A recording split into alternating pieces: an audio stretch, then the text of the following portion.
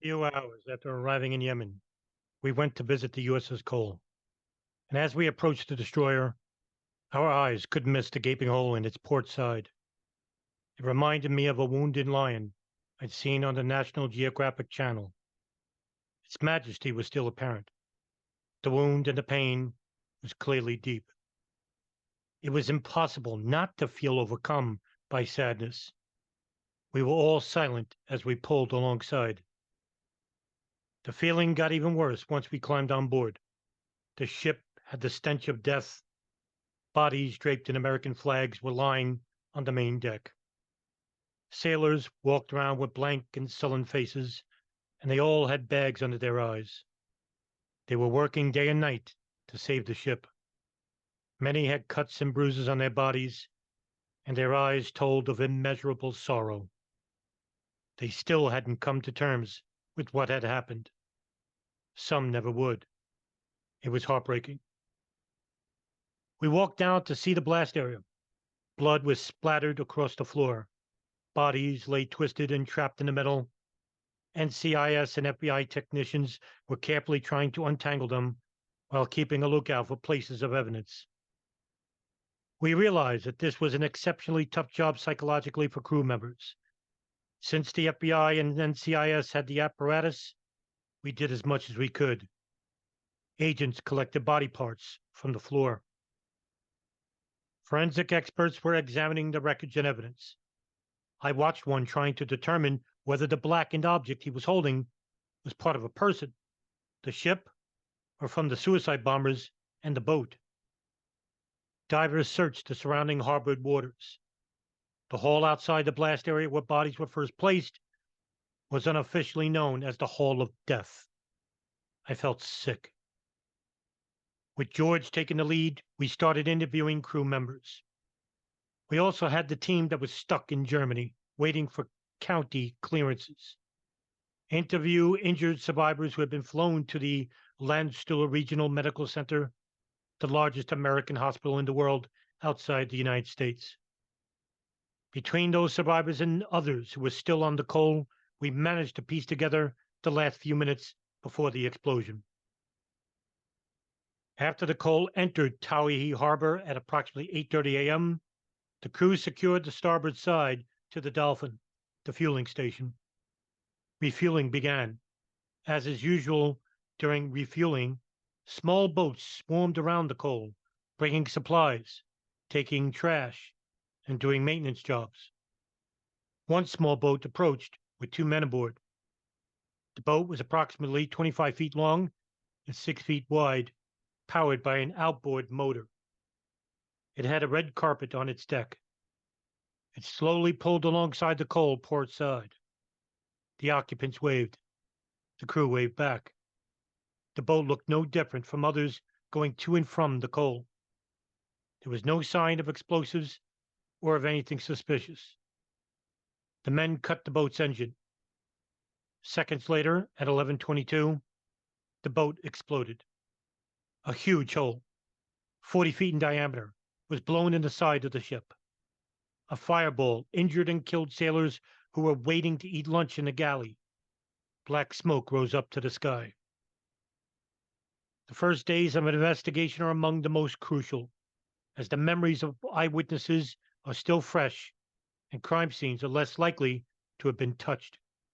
And so it was frustrating for us that John O'Neill, the special agent in charge, and our on scene commander, along with others from the NYO, the New York office, were not yet allowed into Yemen. Ambassador Barbara Bodine wouldn't grant them country clearances and kept saying that we had enough officials on the ground.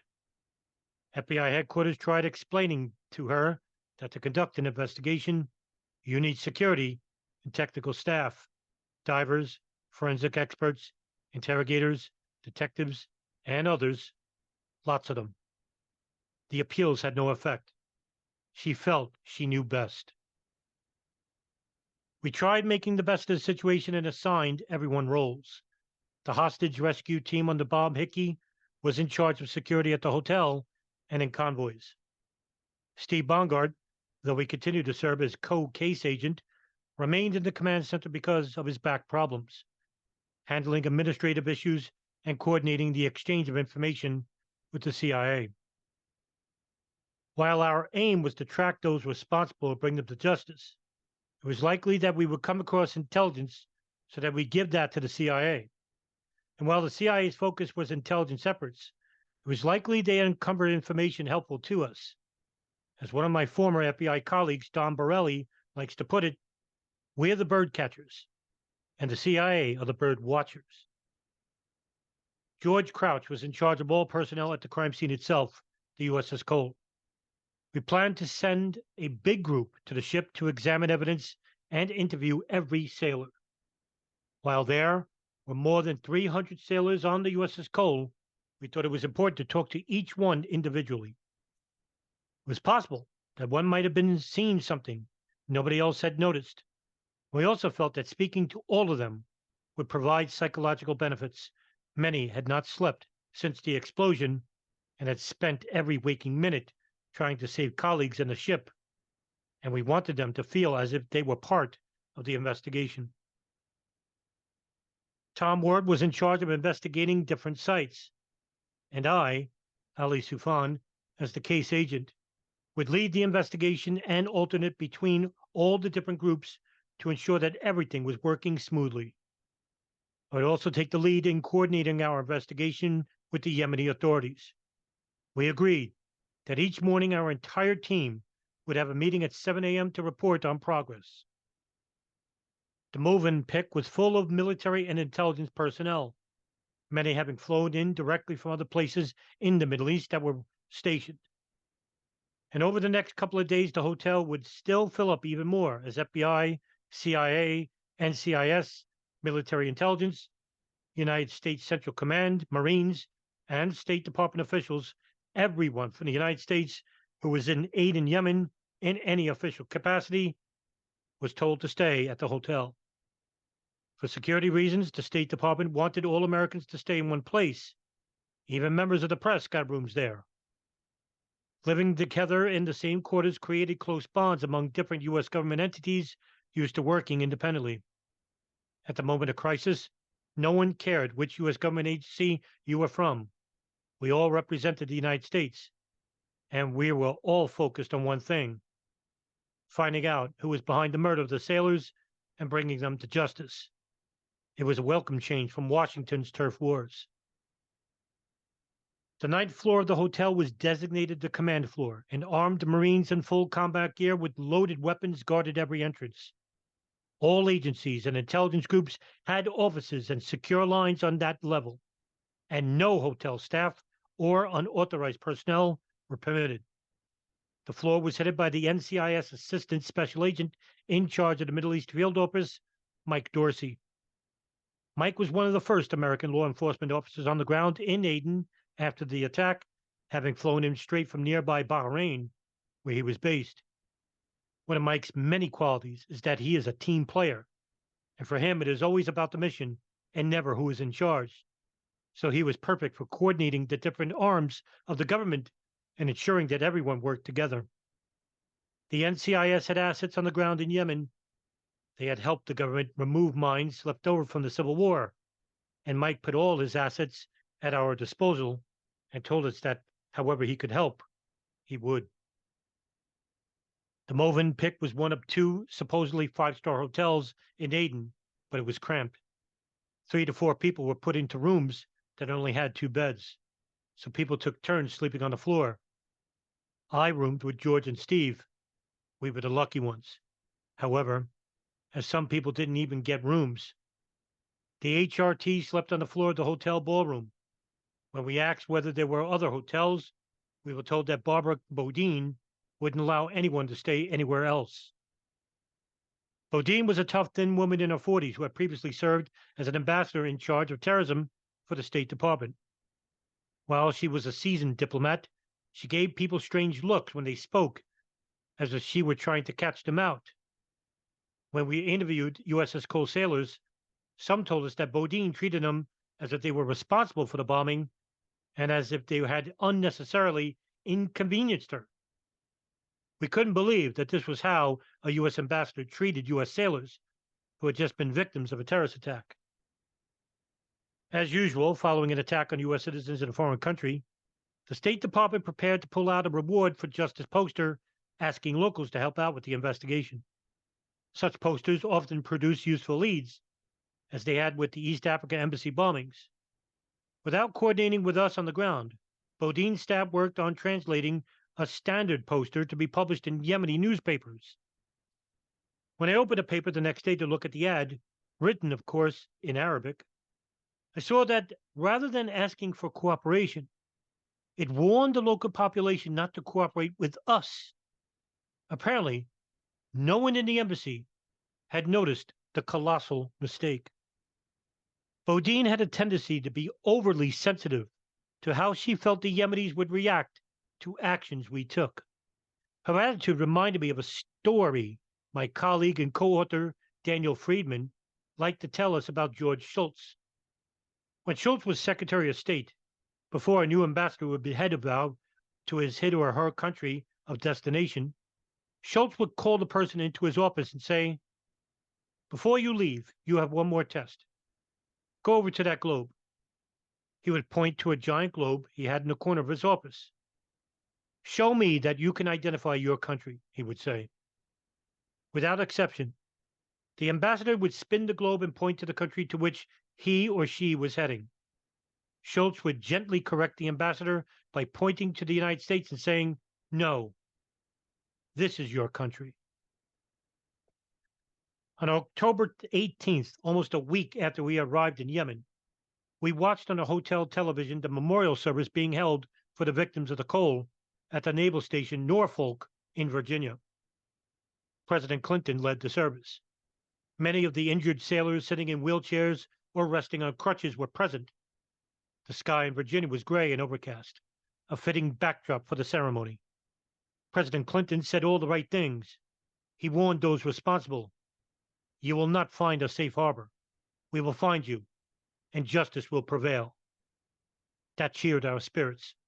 With the president making a declaration like that, we believed strong support for our investigation would be forthcoming. And initially, it looked good. Ambassador Bodine was overruled by her superiors in the State Department, and the team in Germany with John O'Neill was finally allowed into the country. I went to the airport to prepare for John's arrival. We didn't want his group to have the same problems that we had encountered when we landed. The Yemeni official in charge of the airport had become my friend from our first day in Aden. I told him that John was a very, very important man in the FBI. I knew that because of the class and rank consciousness of Yemeni society. This would make entry easier for John. How important, the official asked. Special agent in charge doesn't translate well into Arabic, so I told him that John was the boss of my boss, the equivalent of a general. The Yemeni official was impressed and told me that he would personally welcome John on the runway. It was only fitting that he, as the most important official at the airport, greet a general, he reasoned, and I nodded solemnly. I also suggested that he open the VIP lounge for the new guests, and he agreed that it would be appropriate. The officials set up a formation of soldiers on the tarmac to greet John. As soon as the plane landed, I went into it to find John. At first, I couldn't see him. The plane was packed with people. Then I heard his voice shout, "Ali!" He had spotted me. I waved him to the door, and he pushed his way through the other passengers, and we hugged. Kevin Donovan, who later became the assistant director of the New York office, was one of the officials with him. I explained what was waiting on the tarmac. They were relieved and even laughed, as it was opposite of what they were expecting. John was already familiar with most of the problems that we were having with Yemenis and Ambassador Bodine, and as we walked through the airport, he put his arm around me and said, "Don't worry, we'll deal with all these problems. There's a new sheriff in town." John always inspired confidence. He had such a reassuring presence, and those who worked for him knew he would do anything he could to support his agents. Still, I was skeptical despite John's reassurance. Knowing, as I did, both Ambassador Bodine's personality and John's, I guessed that the two would clash. Because of the rapport I had developed with the Yemenis at the airport, and because of John's status as a general, We passed easily through the airport security to the waiting escort. I pointed out to John the Bin Laden construction site with the big billboard as we passed it. The first thing John did at the Movenpick was speak to our team. He told them what he told me, that he'd deal with the problems we were having. John's presence lifted their spirits. Next, I took him to see the coal, the sight of the giant hole on the side, the blood on the floor, the sullen look on sailors' faces. It was all just as chilling every time I went to the destroyer. We spoke to the captain of the coal, Commander Kirk Lippold. John asked him, "How you doing?" Lippold responded by speaking about his sailors. He told us who were killed, who were injured, and of the efforts being made to save the ship. He spoke slowly, clearly still coming to terms with the magnitude of what had happened. He was a brave and kind man, and it seemed as if each one of the sailors killed was one of his own children. John put his arm around the captain and asked him again, "How are you doing?" Commander Lippold replied, "I'm not worried about myself." He then paused and added, "The Navy eats its own." It was sad to hear that the captain felt that his career was over. It shouldn't have been. Commander Kirk Lippold was a rising star in the U.S. Navy. He was an Annapolis graduate and had all the right talent and assignments to become a future senior leader in the Department of the Navy. He was not responsible for his ship's choosing to dock in the port, nor was there anything he could have done to prevent the bombing. And a commander who cared so deeply about his men was someone the Navy should hold on to. We told him that. It doesn't matter, he told us, and focused on what needed to be done. His only concern was saving the ship. His courage and resolve were inspiring. The same traits were displayed by everyone else on the ship. After speaking to sailors and inspecting the blast site, John and I took a walk around the deck of the coal. From one side, we could see the hills of Aden lined up against the horizon. For a few minutes, neither one of us spoke. We just leaned on the rails, thinking our own thoughts. I broke the silence. If we are right that al-Qaeda is responsible for this attack, as I believe we are, I am sure they had someone in those hills to record the operation, to use it for propaganda purposes. That means there is at least one more person involved in this operation, and he's still out there. John nodded. So let's find him. It was at the hotel that I first got to meet some of the members of the CIA's Counterterrorism Center, led by Hank Crumpton. One of the counterterrorism officers, Ed, had been mentioned to me by fellow FBI agent and al-Qaeda expert Dan Coleman, who had worked with him in Pakistan, and Dan spoke highly of him. When Ed introduced himself, I mentioned Dan's high estimation of him. He was friendly, and said he had heard good things about me too, from CIA colleagues. I would later encounter Ed in Guantanamo Bay after 9/11, and then during the interrogation of Abu Zubaydah. With John and the rest of the team on the ground, we had the manpower to really start investigating. We established an early morning meeting that everyone, from the case agent to the technical staff staying at the hotel, would attend. No matter his or her role in the investigation, whether guarding a door, searching a site, or interrogating suspects, everyone is important. Without any one of them, our team wouldn't function properly. In addition, all of them were risking their lives every day by being in Yemen. That deserved to be recognized. And so everyone was included in the morning meeting. There were obstacles we faced. However, starting with the Yemenis, as was the case at the airport, all these different Yemeni agencies were trying to monitor us and were demanding that we would clear everything with them. This meant that a large part of our day was spent negotiating the same terms again and again. Even when we just wanted a convoy to get to the coal, it wasn't enough to clear our visit with the PSO. We had to clear it with military intelligence, with the local police, and with other entities. The second problem was that the highest levels of the Yemeni government were disputing whether the attack on the coal was or was not a terrorist attack. After the bombing, President Saleh had first claimed that the bombing wasn't a terrorist attack, but an accident. Echoing this line, some Yemeni government officials tried to convince the United States that the explosion was caused by a malfunction in the Coal's operating systems, and President Saleh asked the United States government for money to repair the damage the United States had caused in the port, when it had become indisputably clear that the bombing was an attack. President Saleh tried blaming the Israeli Mossad. Hostility came from other quarters. Clerics in mosques denounced our presence and warned people not to cooperate with us, and Yemeni paramilitary claimed we were invading their country. We were also under the constant threat that extremists would try to attack us. Another concern we had was a number of Yemeni officials we met were clearly sympathetic to al-Qaeda. The relationship made us question whether these officials had anything to do with the attack. Many appeared to be playing a game with the extremists. They would let them cooperate as long as they didn't harm Yemeni interests. The good news was that for many Yemeni officials, that line was crossed with the bombing of the USS Cole. Finally, we were given reason to frankly mistrust some Yemenis. One morning during our 7 a.m. briefing, an HR team member entered the room and whispered something into his commander's ear and then pointed up to the ceiling. We all looked up and saw that a wire with a small microphone was hanging down from the ceiling. Someone was trying to listen in. Because the hotel was made of cement, the wire was literally taped to the ceiling and was easy to spot. It must have been put in overnight. We followed the wire from the ballroom where our meeting was taking place through the hotel up to the mezzanine level when it went behind a partition. A U.S. Marine was standing nearby with a sniffer dog.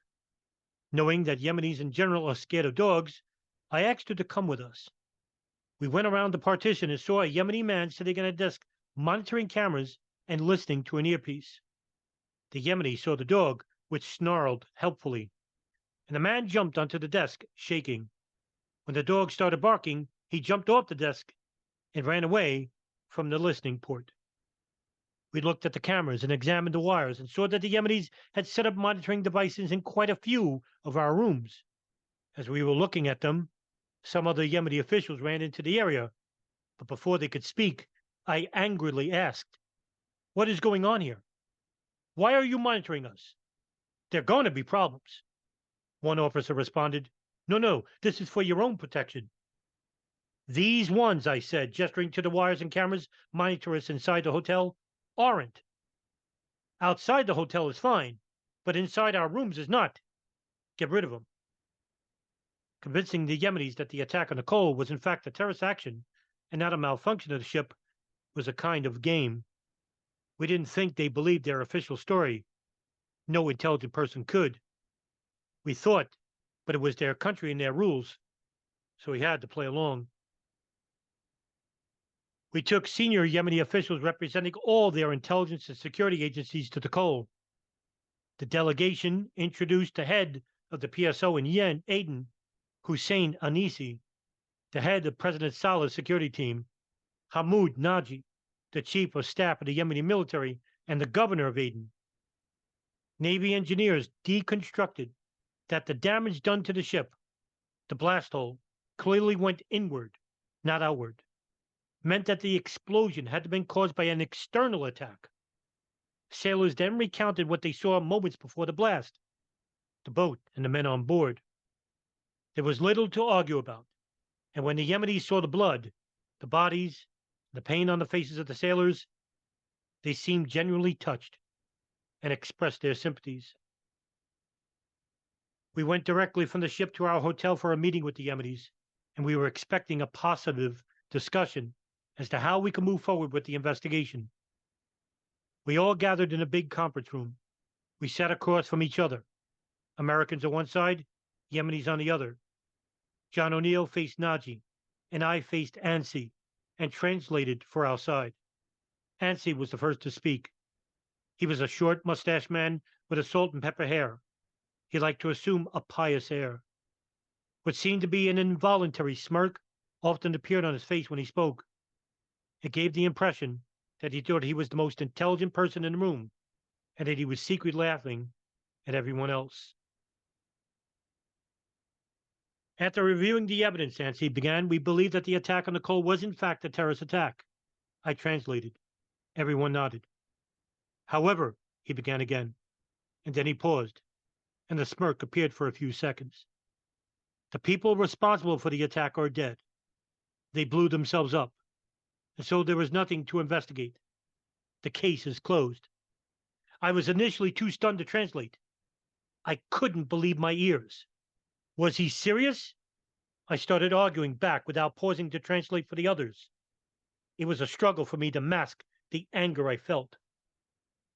As you know, if a terrorist attack occurs, there are not only those who conducted the attack, there are also the people who facilitated the attack.